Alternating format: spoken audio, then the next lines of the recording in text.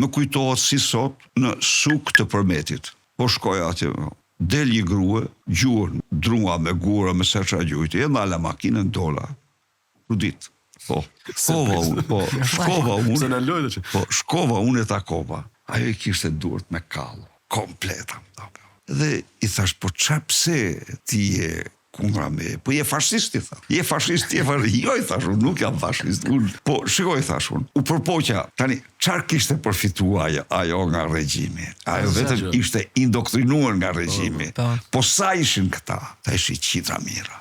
Dhe besoj se gjëja më e madhe që bëm në atë kohë, ne shmangëm kur urzua busti, u rrëmbyen armë të gjitha anë, u rrëmbyen armë të krijoj ai qindra mira vullnetar të Enverit, ata rrëmbyen armë, ata bënin parada. Bënin parada në sheshet të qyteteve për t'ja u nxjerr frikën, për t'ja u nxjerr frikën për t'u nxjerr frikën për ne, po ama shiko, po kjo ishte psikologjia.